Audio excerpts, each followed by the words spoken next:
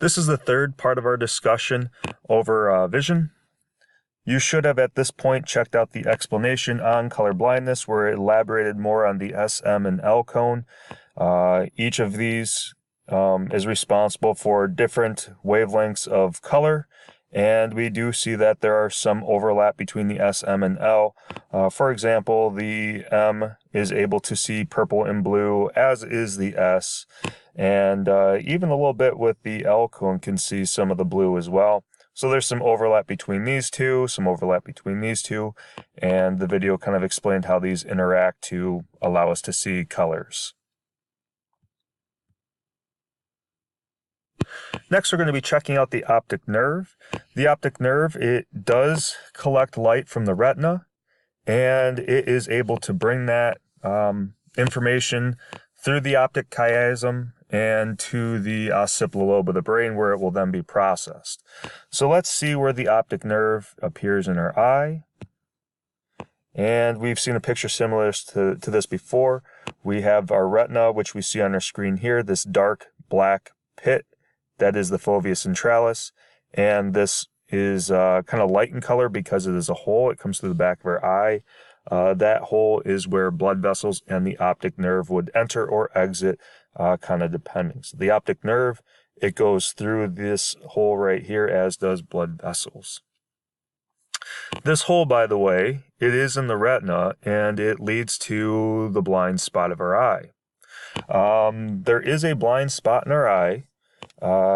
However, when we look out in front of us, we do not notice it. The things in front of us appear to be whole. So what happens then for the loss of vision? Light will hit this part of our eye, and our brain is able to still kind of make sense of the light that's there. Meaning that even though that light is hitting this part of our eye, and we cannot see any of the light that hits this part of our eye, our brain is able to process the information of the light that's hitting the retina and the spaces around it, and kind of fills in this missing information so that we don't have two black spots in our field of vision. Now, what's interesting and what we're going to be doing in an activity coming up here in class is you're going to actually see things in front of you disappear. What's going to cause them to disappear is we're going to be looking at where things kind of get right in the perfect line with this blind spot, allowing you to actually not see them despite them being right in front of your face. So we'll check that lab out later on this week. The fovea centralis we kind of spoke of previously. It's a darkened region of our retina where we really kind of want the lens to direct light to. It is our sharpest sense of sight, and it contains only cones. Rods would be found in other elements of the retina. Cones would be found out there well, but we just happen to have exclusively cones in this portion of our eye. And as a result, that means the fovea centralis can only detect color vision. We're going to conclude our discussion here by looking at different conditions of vision. Emmetropia, myopia, hyperopia, and astigmatism. So we're going to look at each of these briefly so we can kind of understand differences between people's ability to see things. And it's titled Problems with Eyesight, although that is probably not the best term to have used, simply because emmetropia is normal vision. So let's talk about emmetropia and normal vision here. This condition of vision exists when your eyeball is shaped exactly like how you want it to be shaped. Your cornea is fine, your lens is fine, everything works just like it should.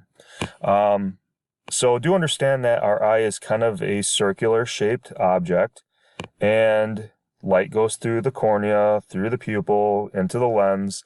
Lens is perfectly shaped, and here we can kind of see the lens kind of concentrating the light from all ranges of it into one specific spot, and that is the fovea centralis. When this happens, a person can see just fine, no worries, they have emmetropia. But sometimes the eye is not perfectly shaped. In this case, we have myopia. Myopia is short-sightedness as a result of the eyeball having an elongated appearance. So relative to the last picture, our eyeball would essentially, instead of having a perfectly round shape, it would have more of an elongated kind of oval shape, so to speak. Now, there would still be nothing wrong really with the cornea or lens. The lens is going to do its job. It's going to take the light from here and here, all ranges of the lens, and it's going to concentrate them on one spot, right? The fovea centralis, which would be right here. The only problem is because the eye is elongated, this is where the fovea centralis should be, but in reality, the fovea centralis on the eye is pushed back some because the eye is elongated. Now what's going to happen is the light coming from the top, it's going to kind of continue down. Light coming from the bottom, it's going to continue up. The light's going to kind of converge here and then cross. And that's going to kind of cause, as you can imagine, some blurriness to our sense of vision as a result of the elongated eyeball. That would be myopia or people who are nearsighted. Opposite myopia would be hyperopia, and this would be when we have our normal eye and an eyeball that happens to be kind of squished in and not as long as a normal eye should be. What's going to end up happening is a result of the shortened eye. The lens is going to work fine. It's going to bring light in and converge it. Once again, it should be converging on the fovea centralis. However, the location of where the fovea centralis should be would be back here, but the actual fovea centralis will be up here as a result of the eye kind of being squished. What's going to happen is the light is going to hit the back of the eye. The fovea would be right here, but the light will not have converged yet because it's not designed to converge until it gets to the point back here. As a result, once again, going to have some blurriness, and this would be where we can use the ciliary body to maybe squint a little bit and see things so that we can still direct the light to the fovea centralis. And the last one we're going to look at is an astigmatism. So astigmatisms occur when there is problems with either the cornea or there's problem with the lens. And let's check out what happens when there happens to be a problem with that. Keep in mind, light has to get into the eye by passing through both of those objects. So if the cornea happens to have a misshapen appearance to it, or the lens does, or they both do, that means that light can go through and it's going to kind of be jostled around going through this part. So it is possible for, as we can see right here, light going into the eye. We can see some light converging up here, some converging here, some converging here, some converging here.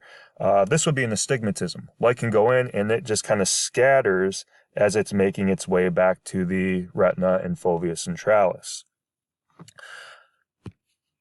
So sight would be blurry because those rays, they do not converge at a single point, but rather multiple points. One final thing I'd like to just illustrate, which actually shows it on this image here, is we talked about light kind of coming from the top and going down, light going from the bottom and going up as it's kind of converging in our eye. Check out this picture here that's going into the eye and check out how it is actually processed on the back of our eye. We can see that images that go into our eye, they're actually flipped upside down. This does happen for everyone. This just happens to be on the astigmatism slide, but this happens for everybody's eye. Our brain is able to actually take this and then flip it right side up so that everything kind of makes sense in the way that we know it. Just kind of an interesting tidbit. This concludes our discussion on vision. We will be doing some activities with this leading into a dissection. So let's have some fun.